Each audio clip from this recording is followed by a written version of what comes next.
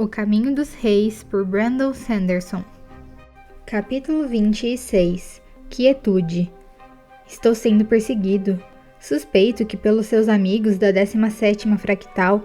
Acredito que ainda estejam perdidos, seguindo uma trilha falsa que deixei. Eles vão ser mais felizes desse jeito. Duvido que tenham alguma ideia do que fazer comigo caso efetivamente me capturem. Eu estava na câmara, obscurecida no monastério. Leu Lítima diante do púlpito, com o tomo aberto em sua frente. Seus pontos mais distantes pintado com poças de negrume, onde a luz não alcançava. Sentei-me no chão, pensando naquela treva, naquela invisibilidade. Eu não podia saber ao certo o que estava escondido naquela noite. Suspeitava que havia paredes, fortes e grossas, mas como poderia saber sem ver, quando tudo estava oculto, em que um homem podia confiar como verdadeiro? Lítima, uma das escribas de Dalinar, era alta e roliça, e trajava um vestido de seda violeta com arremates amarelos. Estava lendo para Dalinar enquanto ele fitava os mapas na parede da sua sala de estar. Aquela sala estava equipada com uma rica mobília de madeira e finos tapetes trançados importados de Merat, a oeste. Uma jarra de cristal de vinho vespertino, laranja, muito leve, estava sobre uma mesinha de pernas longas no canto, faiscando com a luz das esferas de diamante penduradas nos candelabros. Chamas de vela, continuou Lítima. O trecho era de O Caminho dos Reis, lido da mesma cópia que pertencera a Gavilar.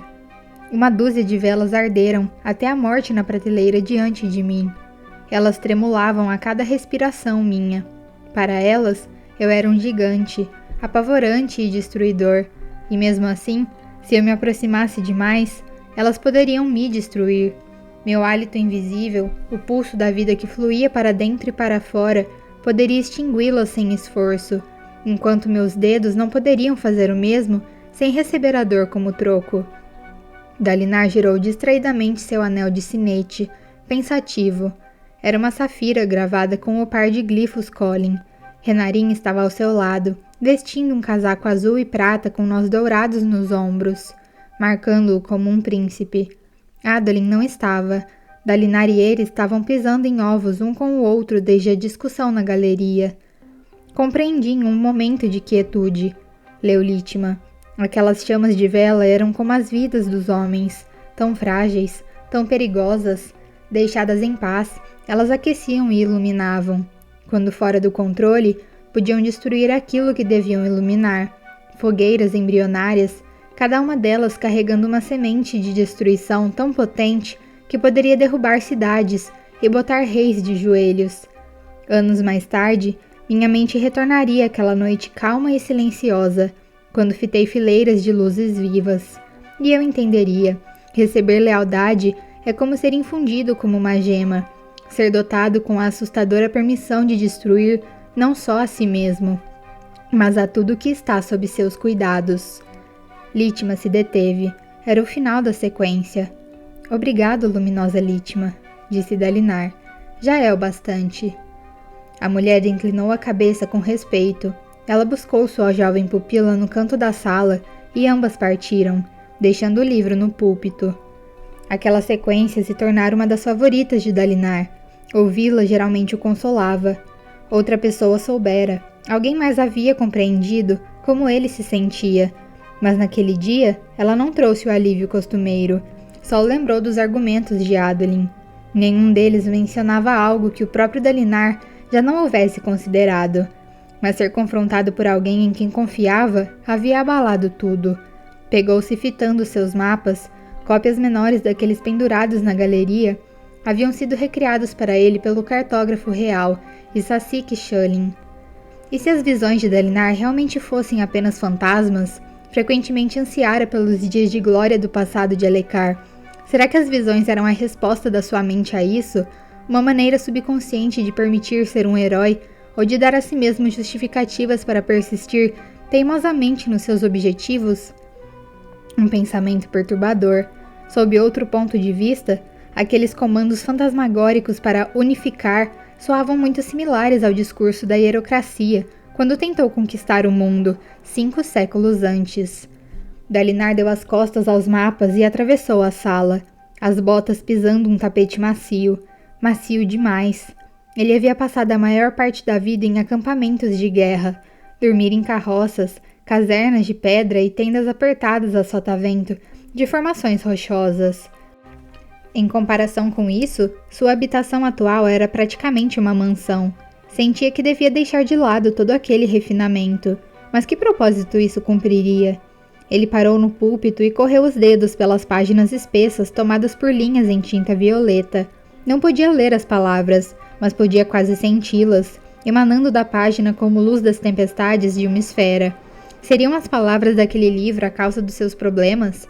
As visões haviam começado vários meses atrás, depois que ele ouvira pela primeira vez leituras daquele material. Ele pousou a mão sobre as frias páginas cobertas de tinta. Sua terra natal estava dividida a ponto de ruptura. A guerra estava em suspenso, e ele fora subitamente tomado pelos mesmos mitos e ideais que haviam levado à queda do seu irmão.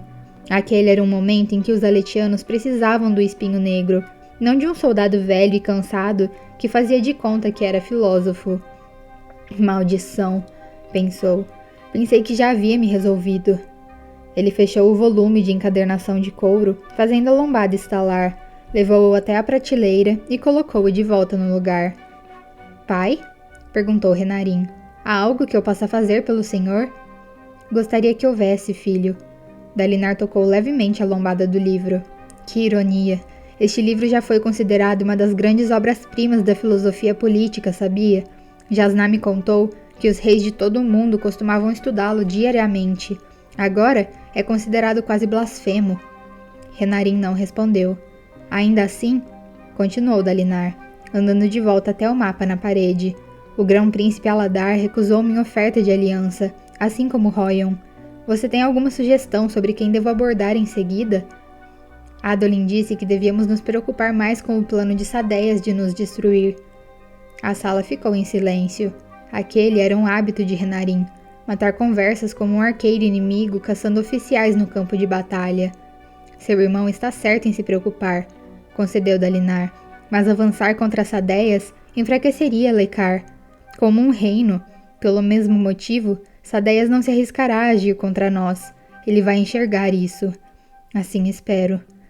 Cornetas soaram subitamente do lado de fora, seus toques ecoando de modo profundo e retumbante. Dalinar e Renarin estacaram, parchendianos avistados nas planícies. Um segundo grupo de toques soou, platô 23 do segundo quadrante.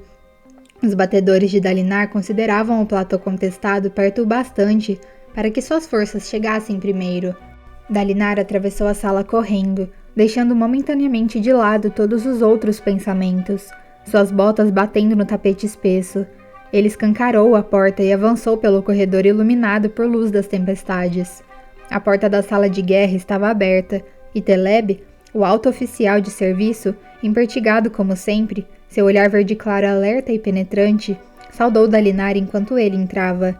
Teleb mantinha seu cabelo longo em uma trança e tinha uma tatuagem azul no rosto, marcando-o como um sangue antigo. Do outro lado da sala, sua esposa, Kalami, estava sentada atrás de uma mesa de pernas longas em um banco alto. Seu cabelo escuro só tinha 2 tranças laterais pequenas e presas para o alto, o resto pendendo pelas costas do vestido violeta até tocar o topo do banco. Ela era uma renomada historiadora e havia solicitado permissão para registrar reuniões como aquela. Planejava escrever uma história de guerra. Senhor, disse Teleb, um demônio do abismo se arrastou para o platô há menos de um quarto de hora atrás. Ele apontou para o mapa de batalha, que continha glifos marcando cada platô. Dalinar se aproximou, com um grupo de oficiais se reunindo ao seu redor. Quão longe você diria que está? Indagou Dalinar, coçando o queixo. Talvez 2 horas, respondeu Teleb, indicando uma rota que um de seus homens havia desenhado no mapa. Senhor, acho que temos uma boa chance nessa situação. O Lumínobre Aladar terá que atravessar 6 platôs devolutos até alcançar a área contestada, enquanto nós temos uma linha quase direta. O Lumínobre Sadeias teria dificuldades, já que precisaria dar a volta ao redor de vários abismos bem largos para serem cruzados com pontes. Aposto que ele nem vai tentar. Dalinar tinha de fato a linha mais direta, contudo hesitou. Havia meses desde a última vez em que saíra para disputar um platô. Andara distraído, suas tropas necessárias para proteger estradas e patrulhar os grandes mercados que cresceram fora dos acampamentos de guerra. E agora, as perguntas de Adolin pesavam sobre ele, pressionando-o. Parecia um momento péssimo para sair em batalha. Não, ele pensou. Não, eu preciso fazer isso. Vencer uma escaramuça de platô seria ótimo para a moral da tropa e ajudaria a desacreditar os rumores no acampamento. Vamos marchar, declarou Dalinar. Alguns dos oficiais gritaram entusiasmados, uma mostra extrema de emoção para os aletianos, normalmente mais reservados. E seu filho, Lumínobre? Perguntou Teleb. Ele obviamente ouvira sobre o confronto dos dois. Dalinar duvidava que houvesse uma pessoa nos 10 acampamentos de guerra que não soubesse do acontecido. Mande alguém chamá-lo, ordenou Dalinar com firmeza. Adolin provavelmente precisava disso tanto ou mais que ele. Os oficiais desbandaram. Os portadores de armadura de Dalinar entraram 1 segundo depois.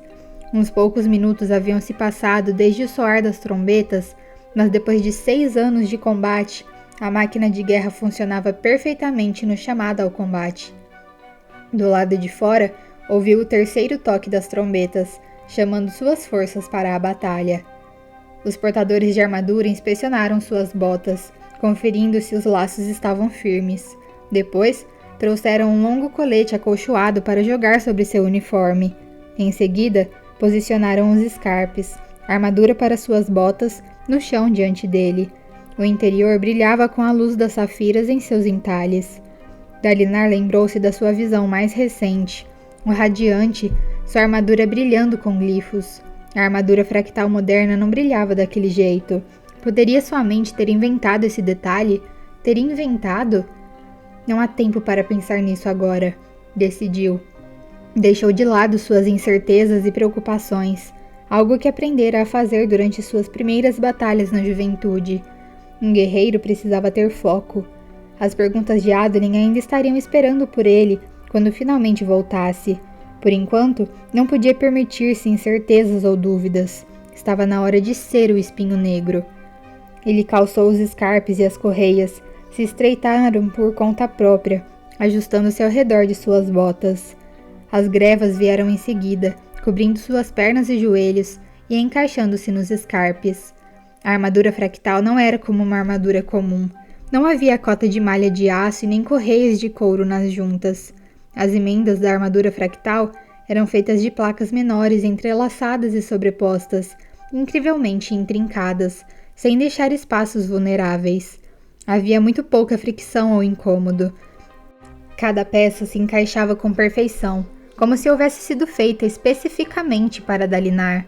A armadura sempre era vestida dos pés para cima. A armadura fractal era extremamente pesada. Sem a força ampliada que ela fornecia, homem algum conseguiria lutar dentro dela. Dalinar ficou imóvel, enquanto os portadores de armadura fixavam os coxotes sobre suas coxas e prendiam-nos ao colete e ao fraldão ao redor de sua cintura e lombar. Um saiote feito de pequenas placas interconectadas veio em seguida, chegando até os joelhos. Lumínobre, chegou Teleb, andando em sua direção. Já pensou na minha sugestão sobre as pontes? Você sabe o que acho de pontes carregadas por homens, Teleb, respondeu Dalinar, enquanto os portadores prendiam seu peitoral, e então cobriam seus braços com os braçais e antebraçais. Já podia sentir a força da armadura fluindo através dele. Não teríamos que usar as pontes menores para a ofensiva, disse Teleb, só para chegar até o platô contestado. Ainda teríamos que levar as pontes puxadas por chules para atravessar aquele último abismo, replicou Dalinar. Não estou convencido de que as equipes de ponte se moveriam mais rápido, não quando temos que esperar por esses animais. Teleb suspirou. Dalinar reconsiderou. Um bom oficial era aquele que aceitava ordens e as cumpria, mesmo quando discordava delas. Mas a marca de um excelente oficial era que ele também tentava inovar e oferecer sugestões apropriadas. Você pode recrutar e treinar uma equipe de ponte, concedeu Dalinar. Vamos ver. Nessas corridas, mesmo alguns minutos podem ser significativos. Teleb sorriu.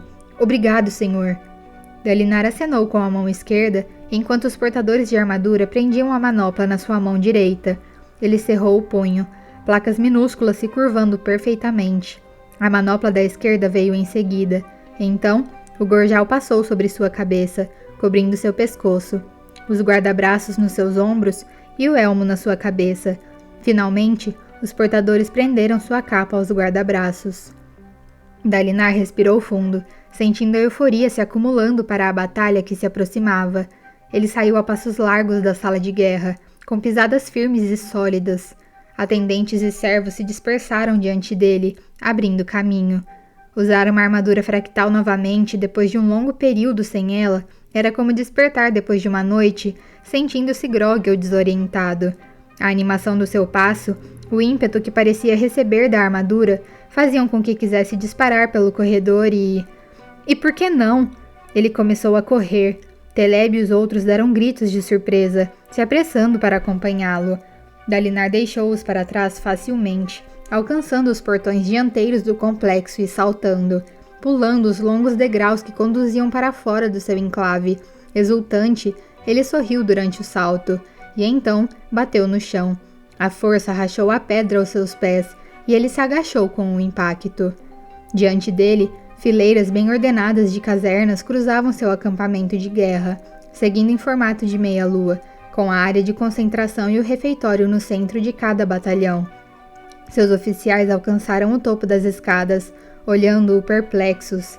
Renarin estava com eles, vestindo seu uniforme que nunca vira uma batalha, a mão erguida contra a luz do sol. Dalinar sentiu-se tolo. Por acaso era um rapaz que acabara de ter o primeiro gosto da armadura fractal? De volta ao trabalho, chega de brincadeira. Pereton, seu chefe de infantaria, saudou Dalinar quando ele se aproximou. 2º e 3º batalhões estão de serviço hoje, Luminobre, e estão formando fileiras para marchar. O 1º esquadrão de ponte foi convocado, Luminobre, disse Ravara, comandante de ponte ao chegar. Era um homem baixo, com sangue erdasiano evidenciado pelas suas unhas escuras e cristalinas, embora não usasse um faisqueiro. A Shellen informa que a companhia de arqueiros está pronta. Cavalaria? Indagou Dalinar. E onde está meu filho? Aqui, pai, chamou uma voz familiar. Adolin, sua armadura fractal pintada de um profundo azul Colin, abriu caminho pela multidão que se formava. Sua viseira estava levantada, e ele parecia ansioso. Muito embora, ao encontrar os olhos de Dalinar, tivesse desviado o olhar imediatamente. Dalinar levantou a mão, silenciando vários oficiais que estavam tentando oferecer-lhe relatórios. Ele andou até Adolin, e o jovem ergueu o rosto, encarando-o. Você falou o que pensou ser necessário, disse Dalinar. E não me arrependo disso, replicou Adolin, mas me arrependo de como e onde falei. Não vai acontecer de novo.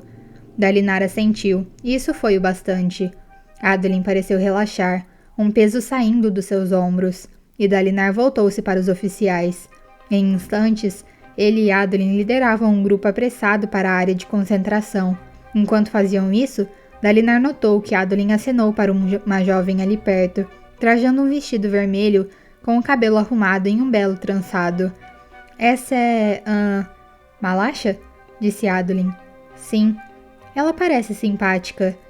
Na maior parte do tempo, ela é, embora esteja meio irritada porque não deixei que viesse comigo hoje.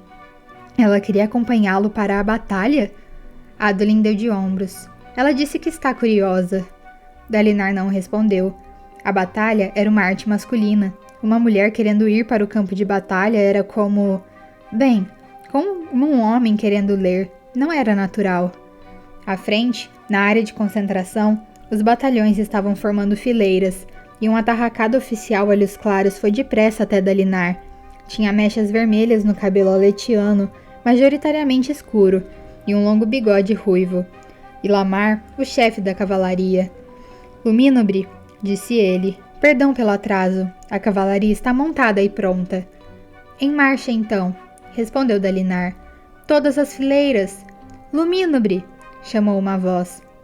Dalinar voltou-se quando um de seus homens mensageiros se aproximou.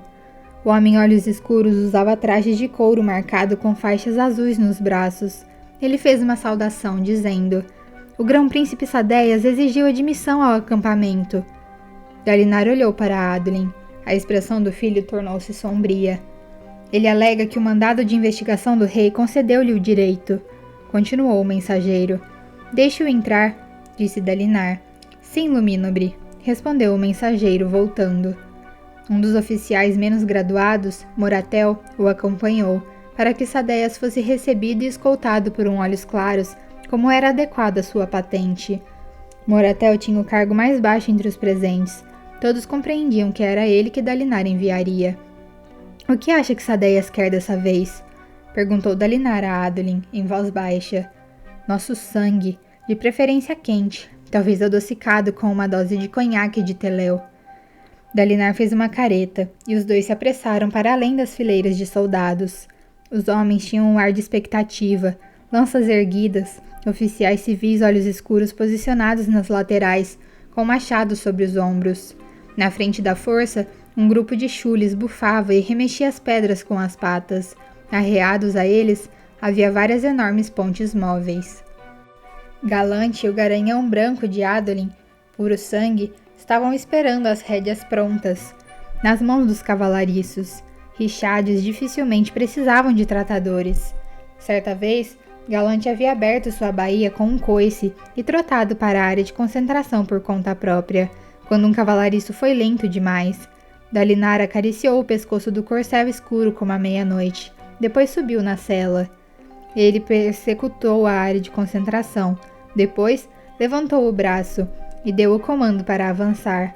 Contudo, notou um grupo de homens montados cavalgando até a área de concentração, conduzidos por uma figura em uma armadura fractal vermelho escuro.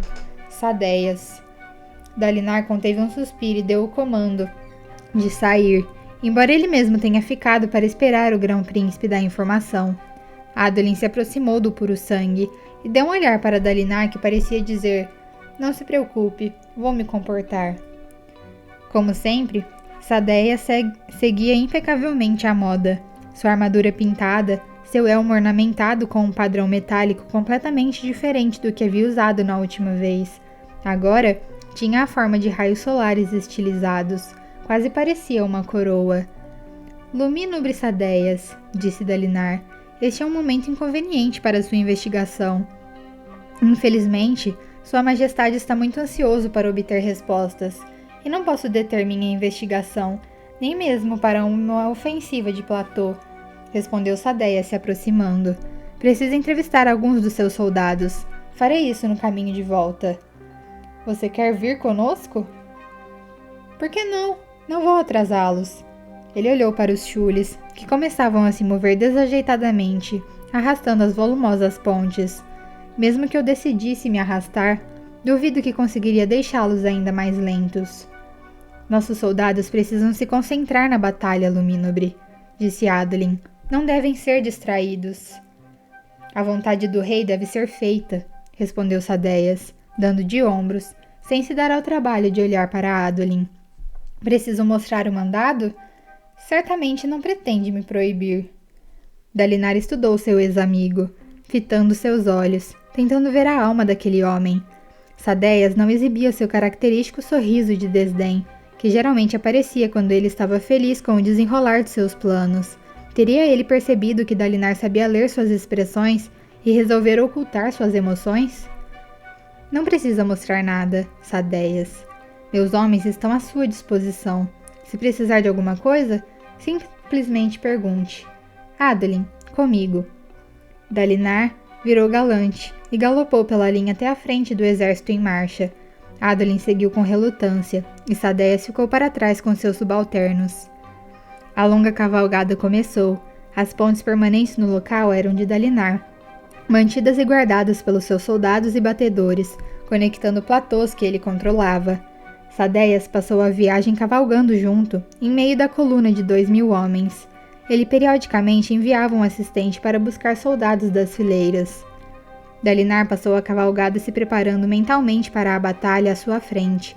Conversou com seus oficiais sobre a disposição do platô, recebeu um relatório sobre onde especificamente o demônio do abismo havia escolhido fazer sua crisálida, e enviou batedores à frente para vigiar contra parchindianos.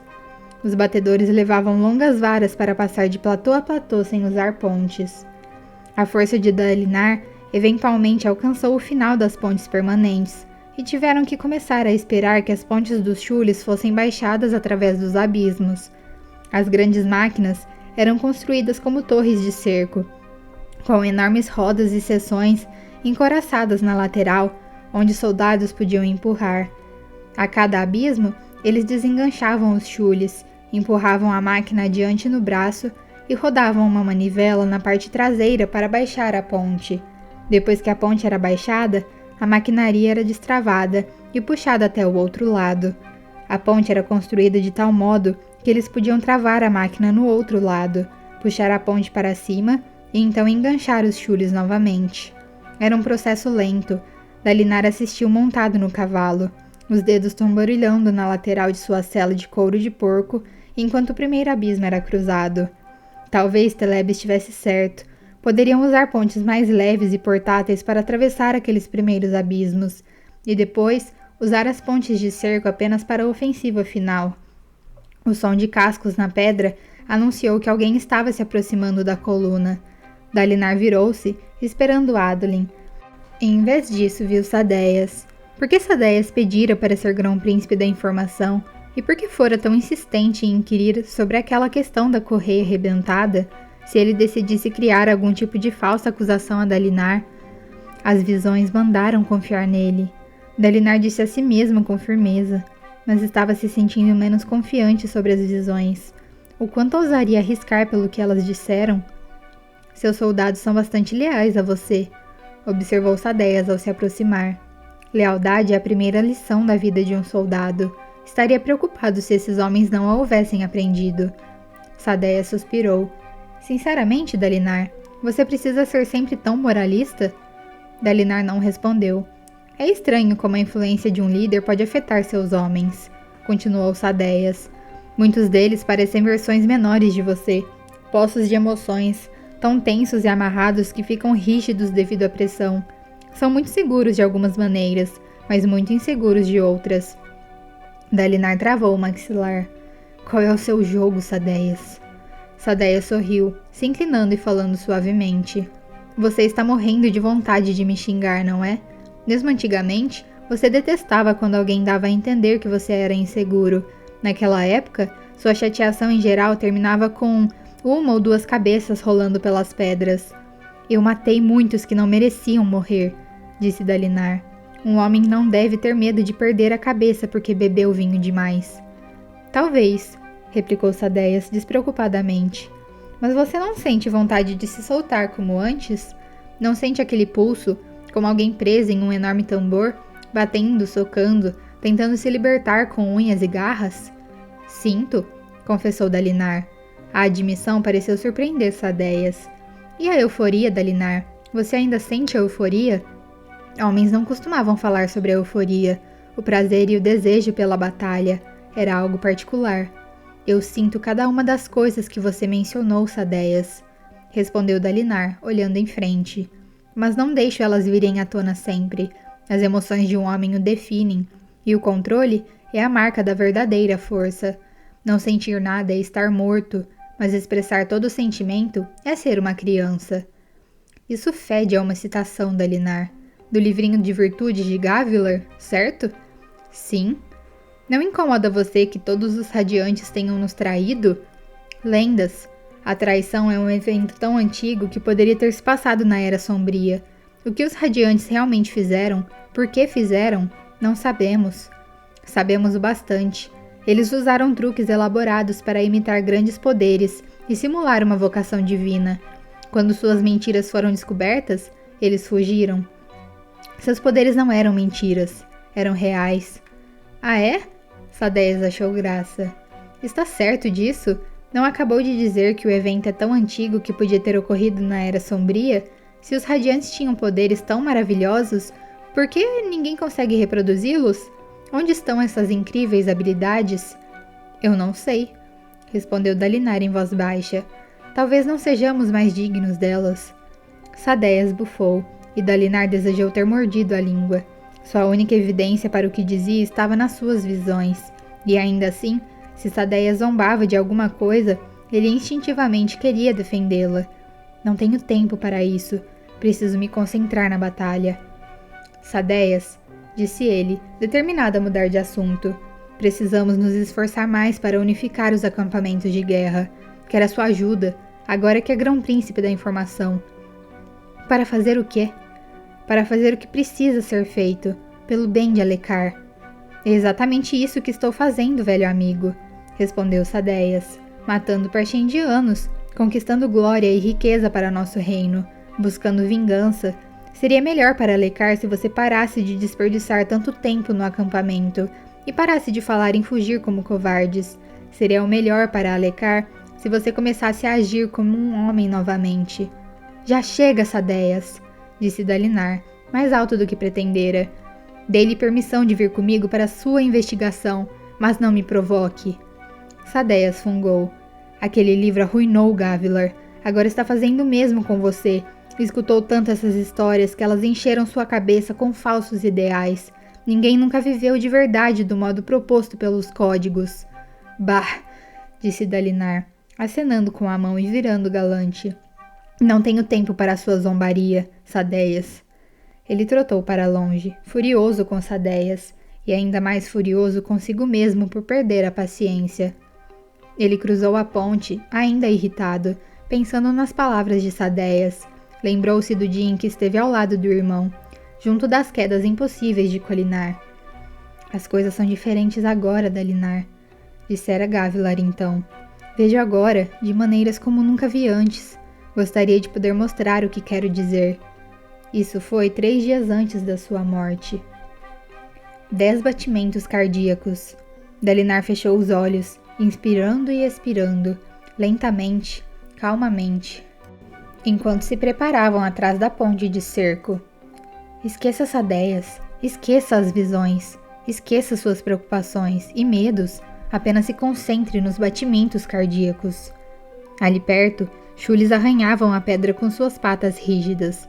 O vento soprava no seu rosto, trazendo um odor úmido. Sempre havia cheiro de umidade naquelas terras tempestuosas. As armaduras dos soldados retiniam, o couro rangia. Dalinar levantou a cabeça para o céu, seu coração batendo forte. O sol branco e brilhante manchou suas pálpebras de vermelho. Os homens se deslocavam, chamavam, praguejavam, soltavam as espadas das bainhas, testavam cordas de arco. Ele podia sentir a tensão deles, a ansiedade misturada com empolgação. Entre eles, esprenos de expectativa começaram a brotar do chão, como fitas conectadas por uma ponta à pedra, a outra chicoteando no ar. Alguns esprenos de medo também fervilhavam entre eles. — Você está pronto?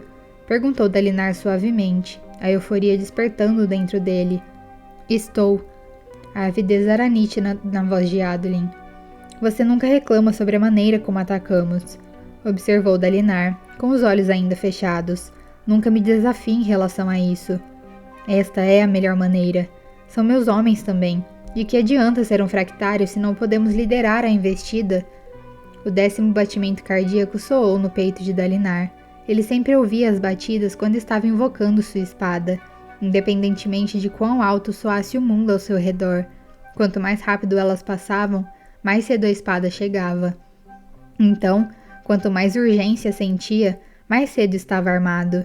Seria isso intencional ou apenas alguma particularidade da natureza da espada fractal? O peso familiar de sacramentador acomodou-se na sua mão. — Vamos, disse Dalinar, abrindo os olhos. Ele fechou com força a viseira enquanto Adolin fazia o mesmo. Luz das tempestades subindo pelas laterais, enquanto os elmos eram vedados e tornavam-se translúcidos. Os dois irromperam de trás da gigantesca ponte. Um fractário de cada lado, uma figura em azul e outra em cinza ardósia. A energia da armadura pulsava através de Dalinar, enquanto ele corria pelo terreno rochoso, os braços se movendo no ritmo de seus passos. A onda de flechas veio imediatamente, liberada pelos Parchendianos ajoelhados do outro lado do abismo. Dalinar ergueu o braço para proteger a fresta da viseira, enquanto as flechas choviam ao seu redor, arranhando o metal, algumas hastes se quebrando. Era como correr contra uma tempestade de granizo. Adolin soltou um grito de guerra, do lado direito, a voz abafada pelo elmo. Enquanto se aproximavam do abismo, Dalinar baixou o braço apesar das flechas. Ele precisava ser capaz de julgar sua abordagem. O precipício estava a poucos metros de distância. Sua armadura incrementou sua força enquanto ele se aproximava da beirada. Então ele saltou. Por um momento, voou sobre o tenebroso abismo, a capa se agitando, flechas preenchendo o ar ao seu redor.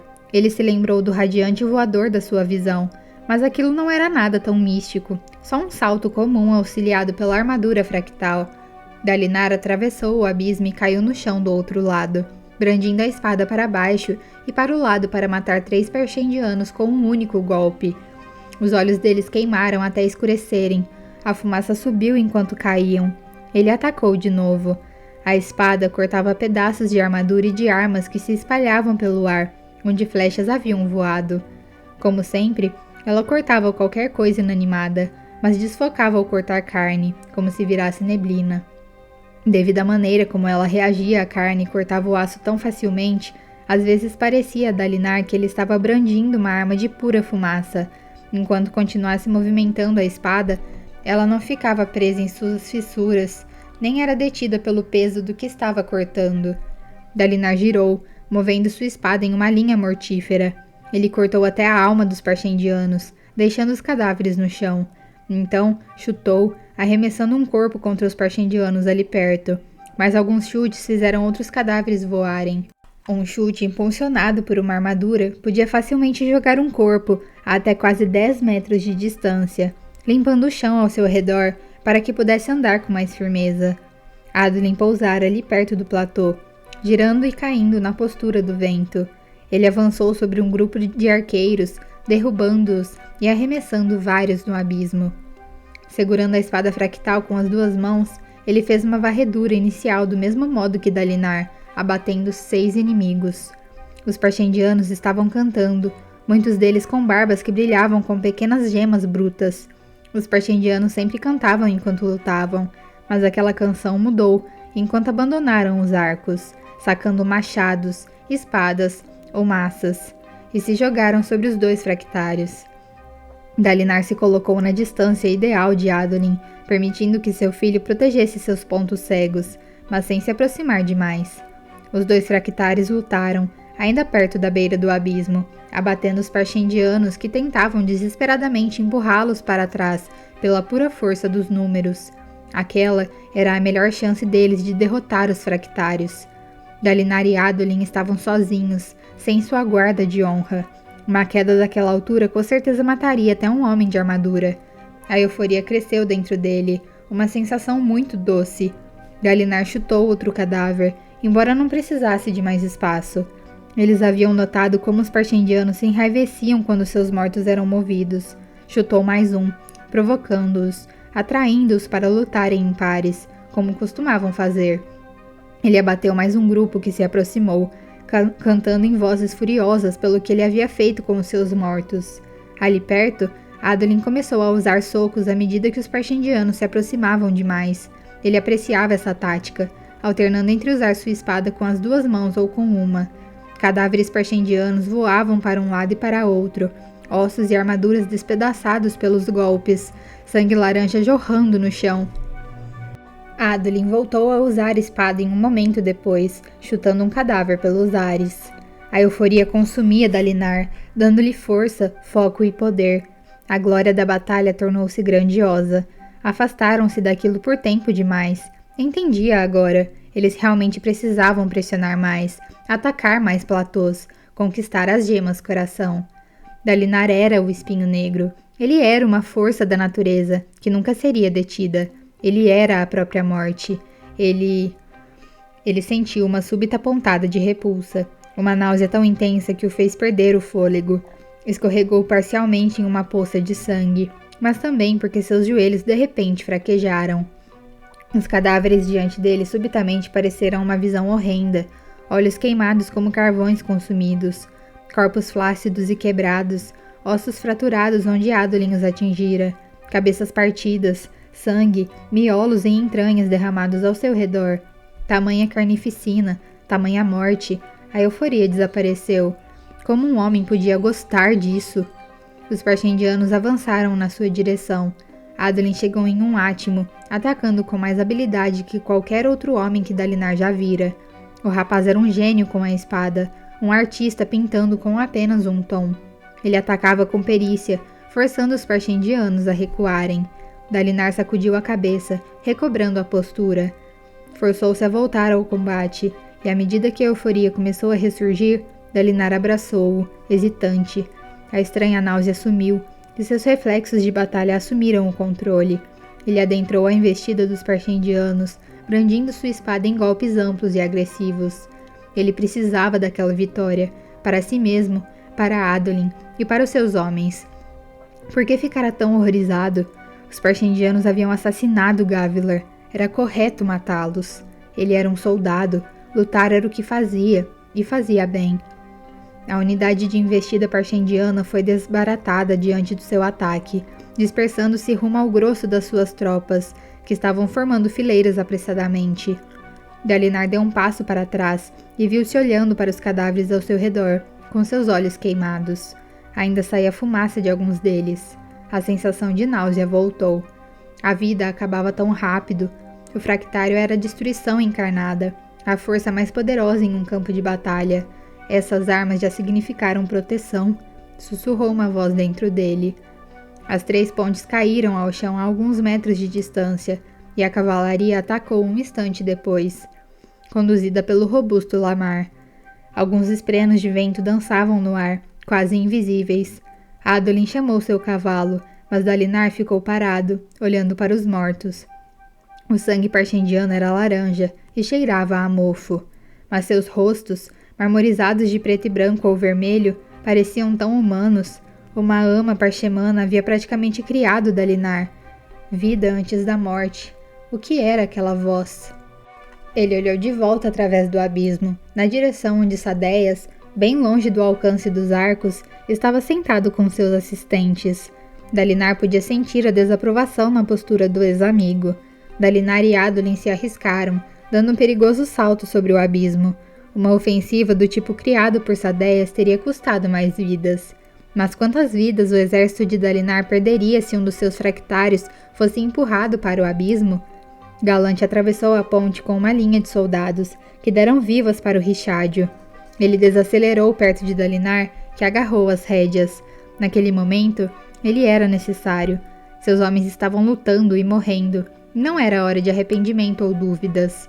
Um salto ampliado pela armadura colocou-o na cela. Então, com a espada fractal erguida, ele avançou para a batalha para matar pelos seus homens. Não era por isso que os Radiantes haviam lutado, mas pelo menos era alguma coisa. Eles venceram a batalha. Dalinar recuou, sentindo-se fatigado, enquanto Adolin fazia as honras de recolher a gema coração. A crisálida repousava como um enorme e oblongo petrobulbo, com uns 4 metros de altura e conectada ao solo pedregoso por algo que parecia creme. Havia corpos espalhados ao redor, alguns humanos, outros Parshendianos. Os Parshendianos haviam tentado penetrá-la rapidamente e fugir, mas só conseguiram fazer algumas rachaduras na concha. Dalinar descansou contra uma plataforma de pedra e removeu o elmo, expondo a cabeça suada para a brisa fresca. O sol estava bem alto. A batalha durara cerca de 2 horas. Adolin trabalhava de modo eficiente, usando sua espada fractal com cuidado para raspar uma seção do exterior da crisálida. Então ele a perfurou com maestria, matando a criatura em pupa, mas evitando a região da gema coração. Simples assim, a criatura estava morta. Agora, a espada fractal podia cortá-la, e Adolin removeu seções de carne. Ícor púrpura jorrou enquanto ele remexia o interior, procurando a gema coração. Os soldados saudaram enquanto ele a puxou para fora, esprenos de glória planando sobre o exército inteiro como centenas de esferas de luz. Dalinar se pegou se afastando, segurando o elmo na mão esquerda. Cruzou o campo de batalha, onde cirurgiões cuidavam dos feridos e equipes carregavam os mortos de volta para as pontes. Havia trenós atrás das carroças, dos chules para eles, de modo que pudessem ser devidamente cremados no acampamento. Havia muitos cadáveres de Parshendianos. Olhando para eles agora, não sentia nojo nem empolgação, só estava exausto. Havia participado de dúzias, talvez centenas de batalhas. Nunca antes sentira-se como naquele dia. Aquela repulsa o distraíra, e poderia tê-lo matado. A batalha não era um momento para reflexão. Era preciso manter o foco no que estava fazendo. A euforia parecia atenuado durante toda a batalha, e ele não havia lutado tão bem quanto antigamente. Aquela batalha deveria ter lhe trazido clareza. Em vez disso, seus problemas pareciam ter aumentado. Pelo sangue dos meus pais, pensou, subindo uma pequena colina rochosa. O que está acontecendo comigo? Sua fraqueza daquele dia parecia o mais potente argumento para alimentar o que Adolin e muitos outros diziam sobre ele. Parou no topo da colina, olhando para o leste rumo à origem. Seus olhos se voltavam para aquela direção com tanta frequência. Por quê? O quê? Ele estacou, notando um grupo de parchendianos em um platô próximo. Seus batedores os vigiavam atentamente. Era o exército que o povo de Dalinar havia afugentado. Embora houvessem matado muitos parchendianos, a grande maioria ainda havia escapado, recuando quando perceberam que a batalha estava perdida. Aquele era um dos motivos por que a guerra estava durando tanto tempo. Os parchendianos compreendiam a retirada estratégica. O exército aguardava em fileiras, agrupadas em pares de combate. Uma figura imponente estava à frente, um enorme parchendiano em uma armadura reluzente, uma armadura fractal. Mesmo à distância, era fácil perceber a diferença entre ela e algo mais mundano. Aquele fractário não estivera ali durante a batalha em si. Por que agora? Havia chegado tarde demais? A figura de armadura e o resto dos parchendianos deram as costas e partiram, saltando pelo abismo diante deles e fugindo de volta para o seu abrigo fora do campo de visão, no centro das planícies.